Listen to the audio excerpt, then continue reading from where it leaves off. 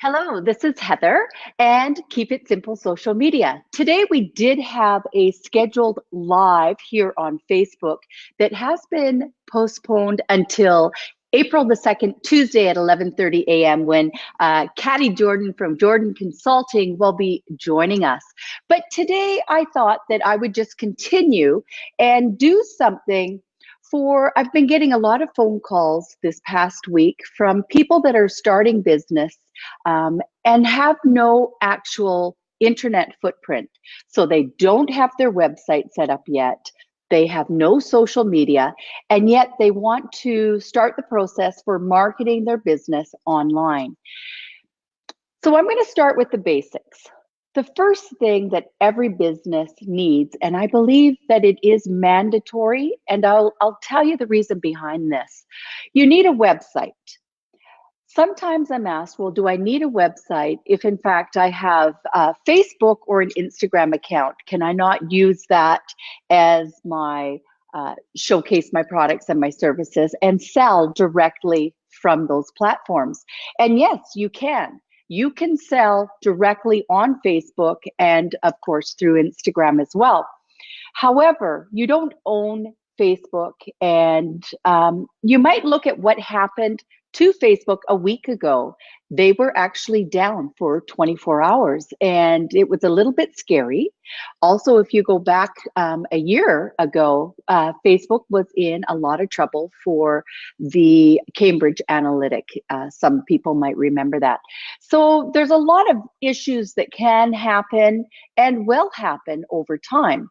I believe that you own two things, and Catherine and I talk about this a lot during our social media boot camps, and that is that you own your website and you own any emails that you collect, your email database. In fact, you can import your email database into Facebook and market those people on your Facebook business page. But the reason I think that it's really important that you have some type of a website built, and preferably a website that you can give a heartbeat to. And you give a heartbeat to a website by having an active blog on it. That's where you maybe update information or tell stories, once a month at the least. You can also put your social media icons on your website. And so these little things that you can do with your website, and of course, drive traffic to your website from other social media platforms. I believe you need a website because you don't own social media. You don't own Facebook or Instagram or Twitter for that matter. And if anything was to happen to those networks, because they are vulnerable and they have shown much weakness in the last year, and they disappear, and you're relying 100%, or you have all your eggs in that basket of Facebook, then you might risk losing all of that information, all of your photos, and so on. You can even get hacked, yes, on your website and on social media. So we believe that it's important that you have a website in order to start the foundation of your business, and you can have all your products and services on your website. You might still choose to sell directly on Facebook, and that's fine too. So today I called this particular Facebook Live Getting Started with Social Media. I believe to get started, you have to start with your website. The next thing that you have to do is you have to have a little bit of a strategy, a business plan wrapped around your social media. I think you need a business plan because you will be spending a lot of time creating content for your social media, paying for advertising, and so on. So you need to sit down and create a business plan.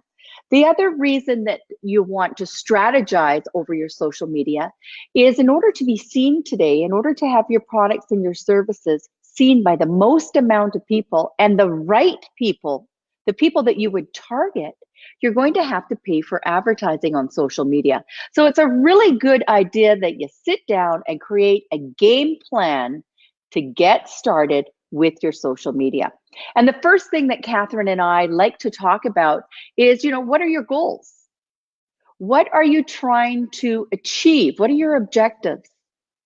Where is it that you want people to go? And it cannot be 100% selling. because you want to use a social media platform to sell your products and services, but selling and social media don't necessarily go hand in hand. And it's not what you're trying to do on the social media, it's actually how you do it today that is going to create whether you're going to have a good community, an engaged community, people that talk about your products and services, or you're going to have really a closed shop where it's all one-way selling. So what are your goals? What are your objectives? Then you want to look at, what is your target audience? Who is your target audience? And because you can get so granular today when you're doing ads on Facebook, I think it's really important that maybe you divide your audiences into 3 different groups and you really get thoughtful and strategic around each of those groups. And we give a lot more examples on how to do this. In fact, it's part of our exercise during the boot camps. But overall, you want to look at who your audience is. And then I think it's a good idea to go out there and look at who your competition is. Who are you up against? And what is it that they're doing with their social media that's making them successful or not successful? Because it's really easy to reinvent success through looking at what other people are doing and then picturing your products and services. Often I use the example that when I was in New York City and I was walking across on the High Line Trail, I saw this great big yellow sign and it said, "So you don't know how to parallel park? Well, that'll be our little secret." And I thought, wow, I love that. And so I went ahead and I took a picture of that billboard. And when I got back to Canada, I went into my social media folder because I have a folder for inspiration on my social media, and I saw that sign. And so I said, yes, that's right. So you don't know how to do social media. That'll be our little secret. And so I took someone else's brilliant marketing and I just changed it a little bit with the colors and the words in order to make it work for Keep It Simple social media. And what Catherine and I find is that the world today is your content. So it's everywhere around you. You just have to be aware of what you're looking for. So I say, go look at what your competition is doing. Look at what is working for them. And how do you know if it's working? Well, generally, it's really hard for you to see the link clicks and the number of times that people are leaving that social media and going to that business's website. But you have other indicators out there. So indicators like the number of likes that content is getting, if it's had any shares or any comments. All of these little things are indicators to whether the consumer likes that content or not. So you want to look at your competition, and you don't have to stay directly in your city or your province or your country. You could go around the world and look at what other people are doing. And not only does this give you a really good idea of what's working today when it comes to social media, but it also helps you to become a little bit more creative with the type of things that you could be doing as a business when it comes to creating your content. And then on that note, you have to look at, what is your content going to consist of? And if one of your goals was to be building community, then you can't always just be selling. Excuse me, I just have to have a sip of water.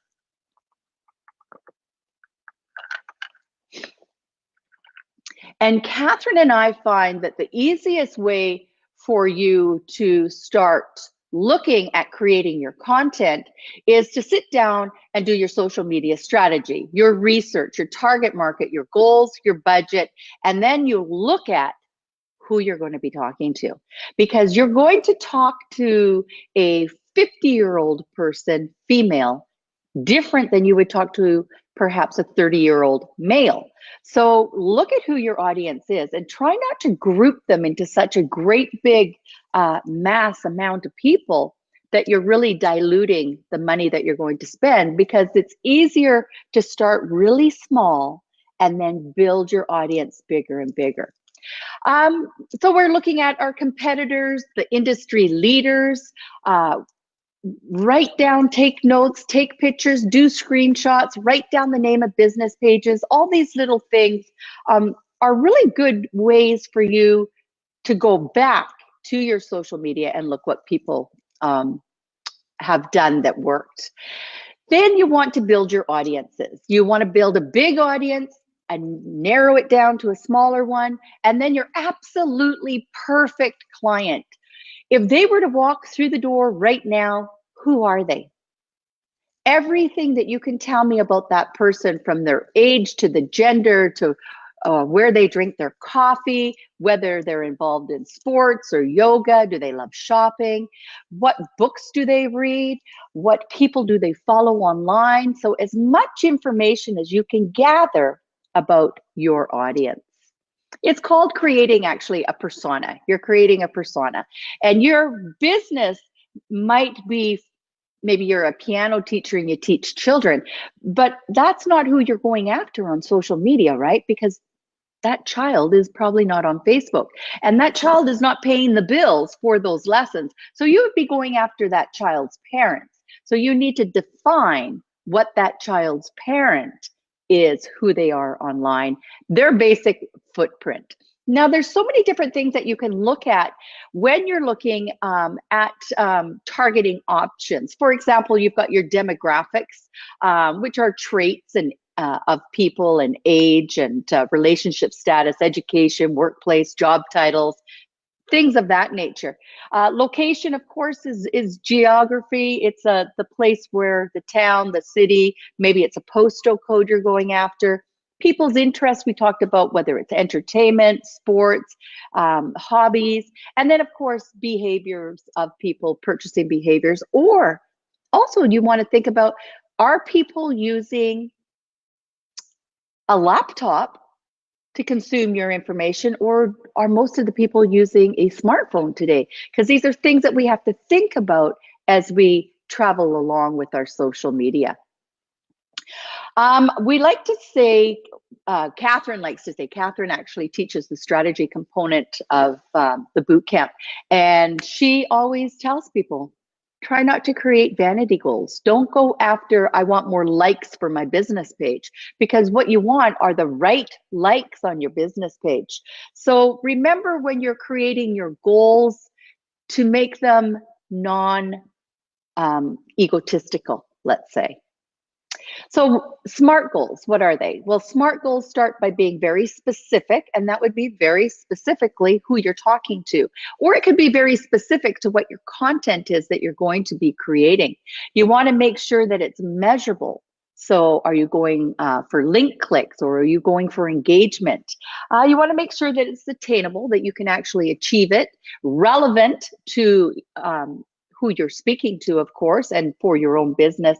And then time-based, because we can try things, but we don't want to keep trying things forever without measuring them and saying whether they're working or not. So you want to stop what's not working, and you want to move on with the things that have worked really well for you. So different goals that you might consider would be, you want to drive more traffic to your website. So obviously, in order to do that, you have to give people URL to click to get to the website. Or maybe you want to grow your email list in order to collect more emails, or your newsletter. You maybe want to become more known to people in your local area or on the subject that your business page is about. You want to maybe differentiate yourself so you can stand out from the crowd as well. And there's a really good one that always builds a lot of engagement, and that is showing people how you're involved in your community, or maybe behind the scenes. So those are a few different goals that you might consider if you're just getting started with your social media. And of course, then the last one, you have to have a budget. So what is your budget for your social media? How much money do you have? Catherine jokes about it in class, and she says, you know, if you don't have $5 a week to spend on marketing, maybe you need to skip on the Starbucks latte, right? So you do need a little bit of a budget, and as little as even $1 a day will work for you. And I guess After you've created this strategic little business plan and you've written all of your goals and whatnot out, then it's time to start thinking about, how do I create content? And how do I plan it? How do I schedule it? And the first thing that I would recommend that you do is that you print off a monthly calendar, like print off April's calendar, May's calendar, June's calendar. And you want to look at these calendars each month and you want to say, what do we know about this month? What is going to happen in this month? And not just generally like spring break or Easter or those types of occasions, but also within your business. Are there any milestones within your business that are coming up? And that's where you write everything out. And you might even decide that you're going to create a theme with your monthly calendar. So every Monday, you're going to do a market update if you're a real estate agent, or showcase a product. And every Tuesday is maybe it's going to be a video. You're going to do a video every Tuesday. So every day has a theme. And that way, when you go to the next month, you already have an idea on how to fill in this calendar. And you want to make sure that you balance the selling of your product in there as well, because let's face it, you've created this business page to get more business and to sell products and, of course, your services.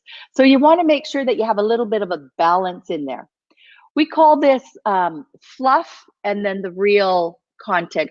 Real content is where you're going to spend your money, the budget that you've created. And then the fluff is the stuff that generally people love and you'll get lots of engagement with it, but it's not generally something that you're going to spend money on because it doesn't drive traffic to your website to buy your products and your services in most cases. And there are a lot of different cases for changing that rule as well. You can schedule your posts on Facebook, and there are some platforms within Instagram that you can use as well. So you'll want to look at maybe scheduling once or twice a week where you sit down and it's on your calendar and the time is defined, and that's when you start to create all your content on your social media. Now, I'm just going to take a second here and I'm going to zip back over and